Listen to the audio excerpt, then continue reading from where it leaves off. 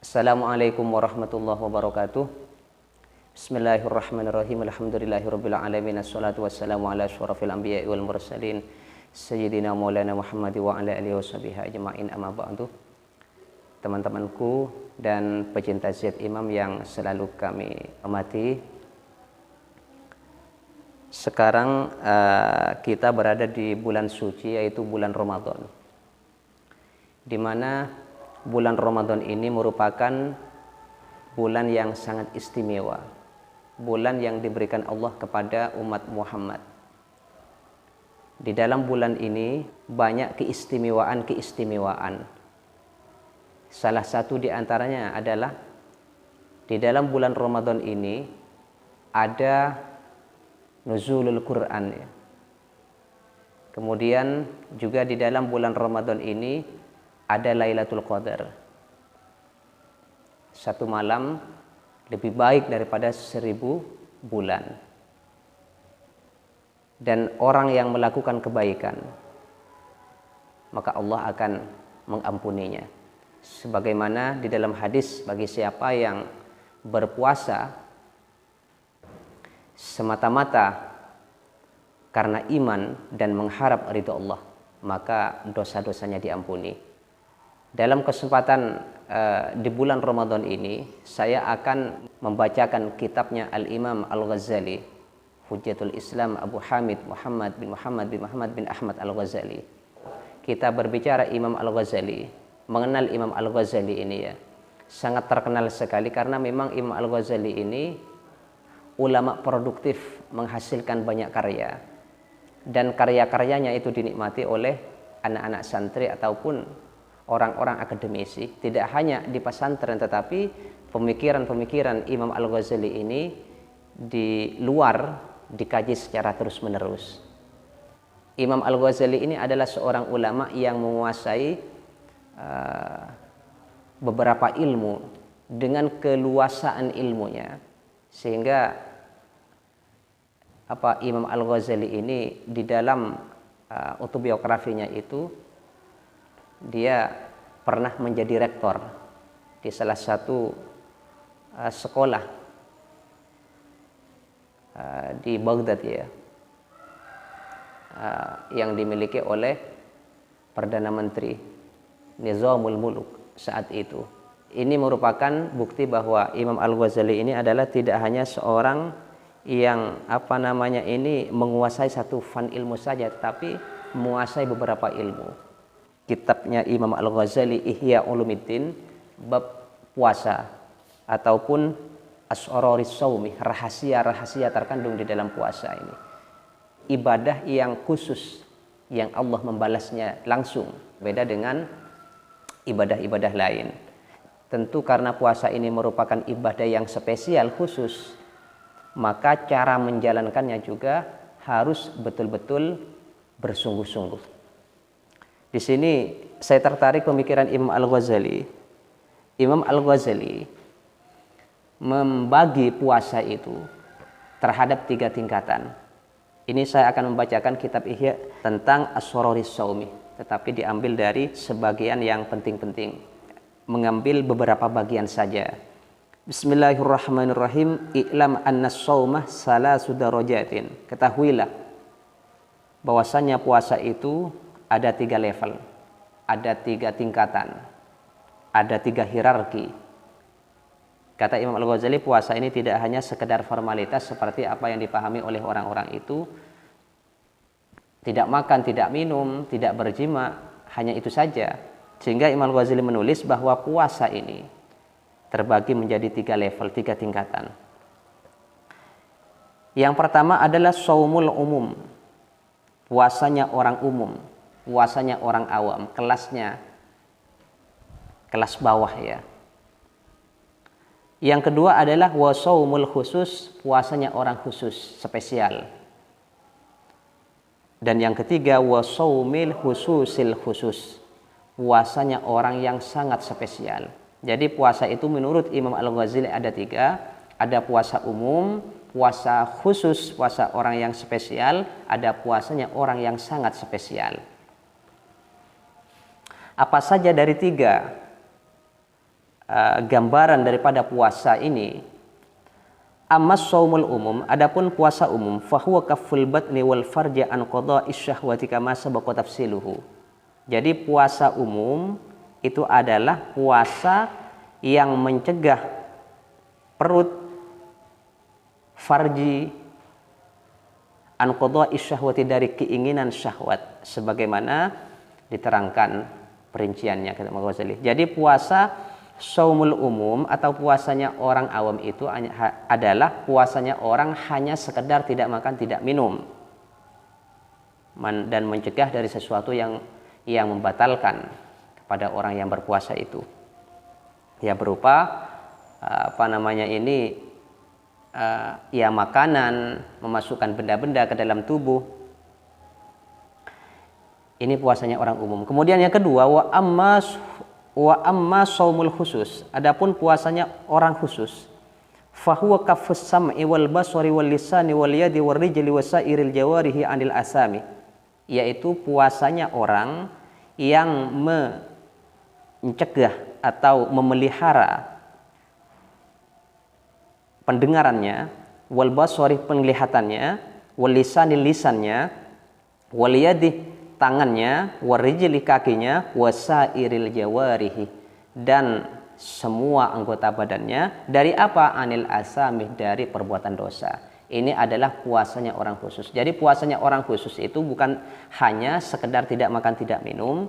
Di samping mereka tidak makan tidak minum, maka semua anggota tubuhnya ini dijaga dari perbuatan dosa. Ya, matanya tidak digunakan untuk melihat hal-hal yang dosa. Kaki dan tangannya juga tidak digunakan untuk diharamkan. Juga semua anggota tubuhnya. Wa amma shaumu khususil khusus, adapun puasanya orang yang sangat spesial, ini tingkatan yang ketiga. Fa shaumul qalbi, ialah puasa hati. Anil himamid daniyati, dari cita-cita yang kotor, dari pikiran-pikiran yang tidak baik, prasangka-prasangka yang tidak baik, yang hina, wal afkarid dunyawiyati, dan berpikir tentang kebendaan atau materi. Jadi puasa hati itu adalah puasa itu memelihara pikiran-pikirannya dari urusan yang bersifat keduniaan. Wa kaffuhu amma siwallah, dan mencegah orang yang berpuasa tersebut amma dari sesuatu siwallah, selain Allah di hatinya, hanya dia itu mengingat Allah azza wa jalla bikulliyah, secara total, secara totalitas. Jadi puasanya orang yang ketiga adalah bukan hanya sekedar tidak makan tidak minum, bukan hanya sekedar menjaga seluruh anggotanya dari perbuatan dosa, maka di samping itu pula juga tidak memikirkan hal-hal yang hina, hal-hal yang bersifat kebendaan, kematerian, dan selalu hatinya tersambung kepada Allah. Wa yahsulul fitru fi hadas shaumi bil fikri fi ma siwallahi azza wa jalla wal yaumil akhir wa bil fikri fid dunya illa dunya taradulid fa inna dzalika min zatil akhirah.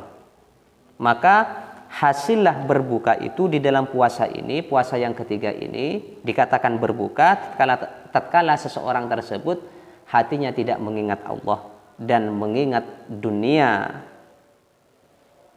kecuali dunia hanya sekedar untuk dibuat kekuatan bekal tentang dunia, tetapi dunia itu hanya sedikit sekedar yang kita butuhkan untuk mengantarkan seseorang tersebut kuat beribadah kepada Allah. Ini mencari dunia yang seperti ini tidak disebut sebagai cinta dunia. Kalau sampai numpuk-numpuk harta melalaikan dirinya kepada Allah, itu yang dimaksud dengan hubud dunia. Wa hadhihi rutbatul anbiya wassiddiqin wal muqarrabin. Maka puasa ini adalah tingkatannya, levelnya para nabi, wassiddiqin wal muqarrabin. Wala nutawwilun nadhar fi tafsiliha, dan saya tidak memanjangkannya, kata Imam Ghazali membahas tentang ini karena susah sekali puasa yang model ketiga ini. Wa amma shaumul khususi, adapun puasanya orang khusus, wa huwa shaumus sholihin, yaitu puasanya orang soleh. Tadi itu adalah puasa orang khusus, puasanya orang yang di samping tidak makan tidak minum juga menahan seluruh anggota badannya melakukan hal-hal kemaksiatan. Ini namanya puasa shaumul khusus. Wa huwa shaumus sholihin, puasanya orang soleh. Kalau tingkatan yang pertama itu adalah anbiya wal muqarrabin wasiddiqin. Kalau yang kedua ini adalah puasanya orang soleh. Ini kita bisa capai yang kedua ini kalau kita berusaha dengan semaksimal mungkin ya. Kemungkinan kita bisa sampai yang kedua ini. Wa amma shaumul khusus wa huwa shaumus sholihin, yaitu puasanya orang soleh. Apa puasanya orang soleh tadi itu? Fa huwa kaful jawarihi anil asam, yaitu mencegah seluruh anggota tubuh manusia ini untuk tidak melakukan sesuatu yang dilarang oleh Allah, yaitu perbuatan dosa. Maka puasa yang kedua ini bisa menjadi sempurna untuk mengantarkan ya, puasa yang kedua ini untuk menjadi sempurna harus melakukan 6 hal. Ini tipsnya Imam Al-Ghazali bagaimana seseorang bisa menaikkan puasanya dari yang pertama hanya sekedar tidak makan tidak minum, tetapi bisa masuk ke level yang kedua, ke tingkatan yang kedua, harus memenuhi 3 syarat, harus memenuhi 6 syarat ya. Wa tamamuhu bi sittati umurin, kesempurnaannya harus memenuhi 6 perkara. Al-awwal, yang pertama, waddul basari, memejamkan mata, wa kaffuhu, dan mencegahnya basar anil ittisa'i fin nadhari, dari keleluasaan an-nadhari memandang, ila kulli ma yudhammu wa yukrahu, terhadap sesuatu yang dicela ataupun yang dilarang. Jadi yang pertama yang harus dilakukan oleh seseorang itu ketika ingin puasanya berkualitas naik ke tingkatan yang kedua ini adalah harus memejamkan mata. Artinya jangan semua kita itu lihat ya, jalan-jalan sore ngabuburit atau kita jalan-jalan ya, jangan mata kita itu melihat sesuatu yang aneh-aneh. Karena puasa ini adalah bulan maghfirah, tempat di mana seseorang ketika bertobat kepada Allah, maka Allah akan mengampuninya. Tentu harus diisi dengan amalan yang baik-baik. Wa ila kulli ma yushghilul qalba wa yulhi an dzikrillahi azza wa jalla. Nah, ini.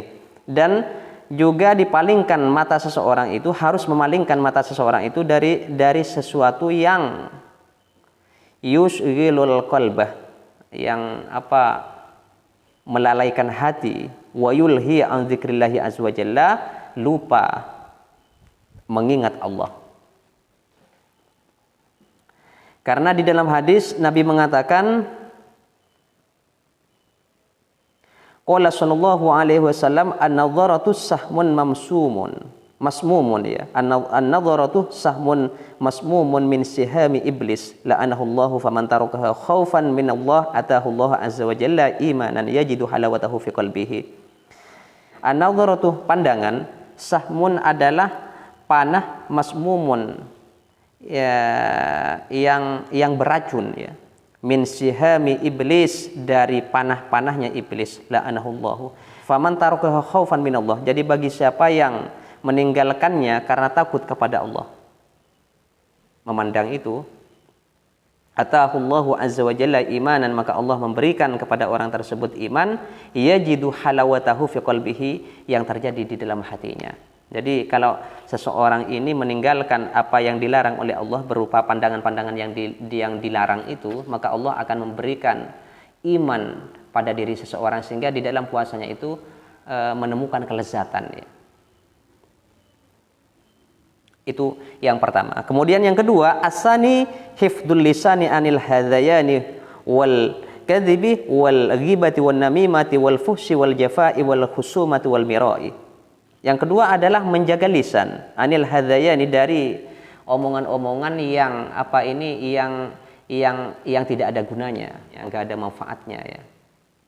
Dari omongan-omongan yang sia-sia, yang tidak ada manfaatnya. Makanya kata ulama itu lebih baik diam Bahkan ada ulama mengatakan ketika kemaslahatan itu ketika diamnya seseorang dengan ngomongnya, dengan bicaranya itu sama-sama ada kemaslahatan, maka lebih baik diam. Ada yang mengatakan seperti itu ulama.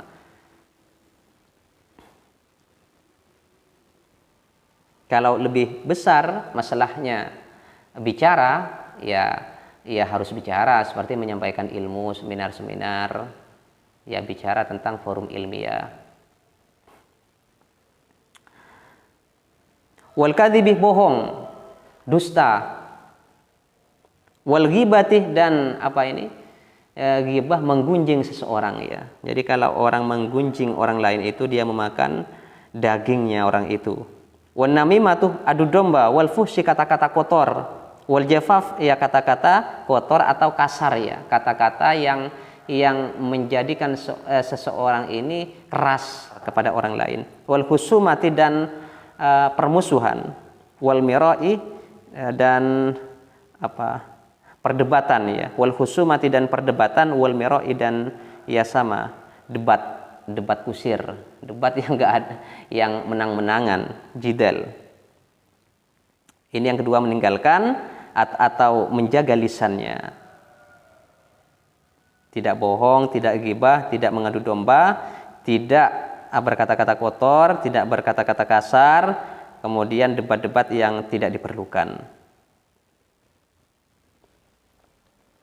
Sehingga waqad qala Sufyan, maka Imam Sufyan mengatakan al-ghibatu tufsidus shaumah, ghibah menggunjing, merusak terhadap puasa itu.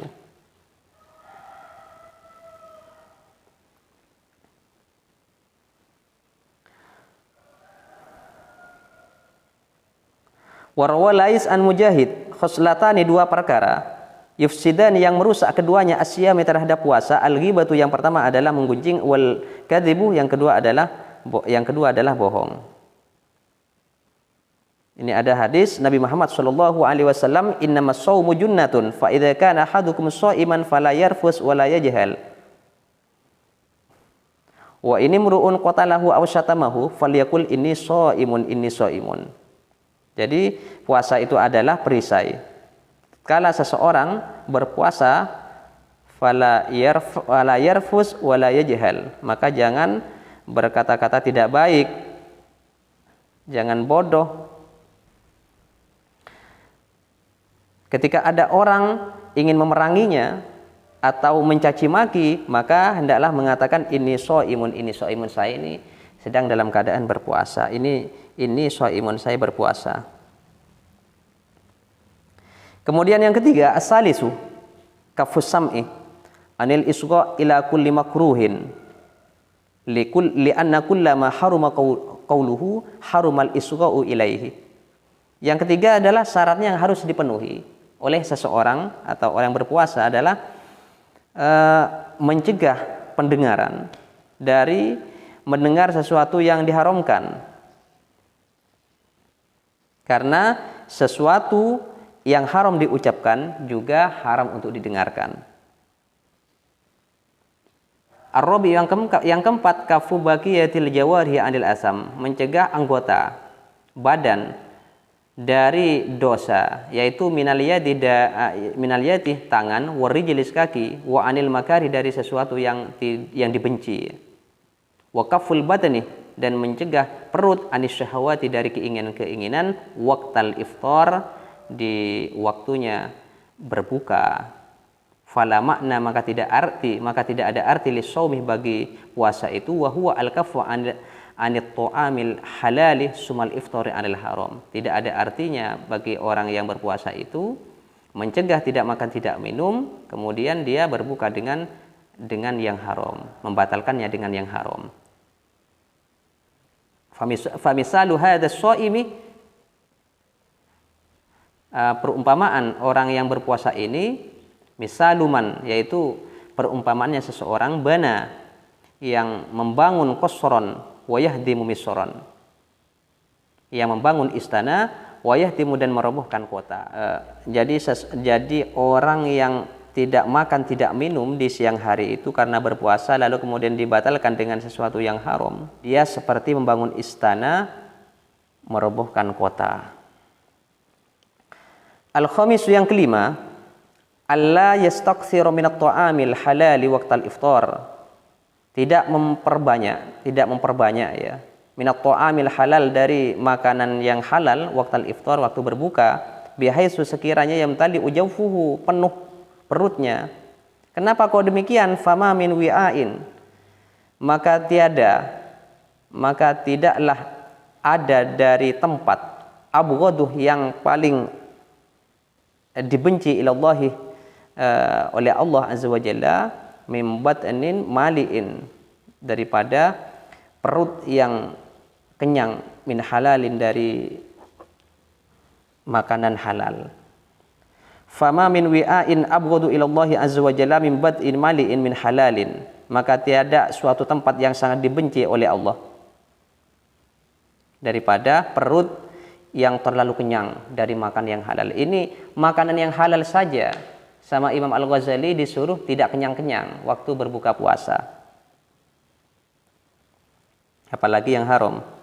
Wa kaifa yustafadu minas shaumi qahra aduwillah wa kasri syahawati, bagaimana mungkin seseorang kalau perutnya kenyang ini, kata Imam Al-Ghazali, bisa bisa memberikan manfaat, bisa memberikan faidah puasanya untuk mengusir musuh-musuh Allah berupa setan itu, dan memecahkan syahwat, menundukkan syahwatnya.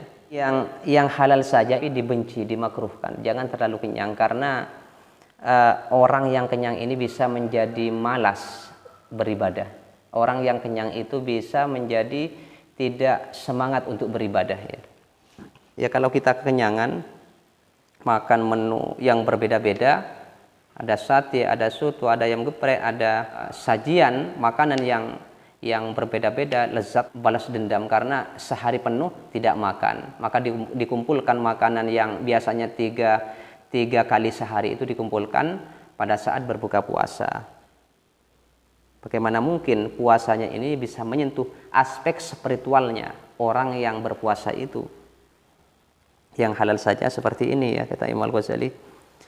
As-sadisu, yang nomor 6, yang terakhir, kata Imam Al-Ghazali, ayyakuna qalbuhu ba'dal iftar mu'allaqan muttariban bainal khaufi war raja.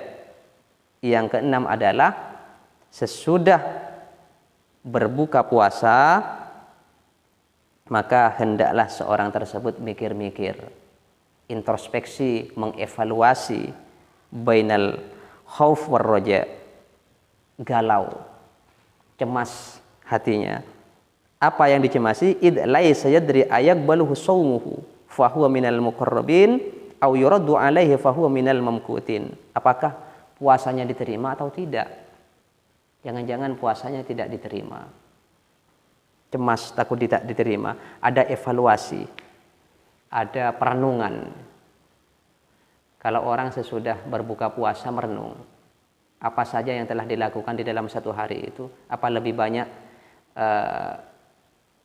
melakukan kebaikannya daripada melakukan kejelekannya, lebih banyak mana ini?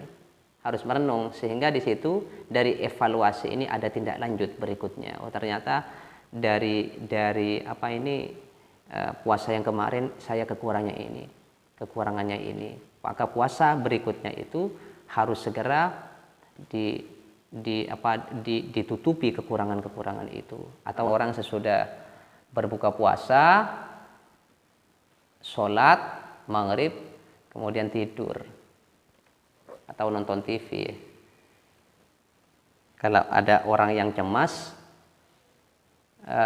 sesudah habis maghrib, ya dilihat cemasnya itu gara-gara apa, atau dia lagi sakit, atau dia cemas tidak nonton televisi, episodenya terpotong dengan tarawih.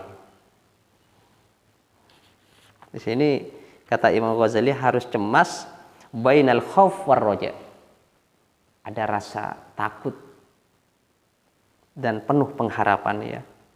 Wal yakun kadzalika fi akhir kulli ibadatin. Begitu juga tidak hanya di dalam puasa ini, maka di semua ibadah harus merenung, harus istilahnya ini, harus ada evaluasi. Apa kekurangannya, apa ketidaksempurnaannya, sehingga hal itu dari perenungan ini bisa berikutnya diperbaiki. Cukup sekian ya teman-teman, mudah-mudahan pembacaan kitab Ihya Ulumuddin ini bermanfaat dan menambah kualitas keimanan bagi orang yang berpuasa untuk menaikkan level puasanya kepada level yang kedua, yaitu puasanya orang yang puasanya orang khusus. Semua anggota tubuhnya ini dipelihara, terhindar dari sesuatu yang diharamkan. Dan untuk mencapai ke sana, kata Imam Al-Ghazali, harus memenuhi 6 perkara atau 6 unsur ini. Yang pertama adalah ghaddul basar, menahan pandangan. Yang kedua menjaga lisan, tidak bohong, tidak mengadu domba, ghibah, menggunjing, tidak berkata-kata kotor, juga tidak kasar, tidak berdebat ya. Yang ketiga menjaga pendengaran dari sesuatu yang diharamkan. Yang keempat mencegah anggota badan dari perbuatan yang haram. Kemudian kelima, tidak memperbanyak memakan makanan yang halal ketika berbuka. Kemudian yang keenam adalah ayyakuna qalbuhu ba'dal iftar mu'allaqun muttariban. Harus hatinya selalu dipenuhi dengan kuas-kuasan ya, ataupun kegalauan. Ada bahan evaluasi, apakah diterima puasanya atau tidak. Sekian, assalamualaikum warahmatullahi wabarakatuh.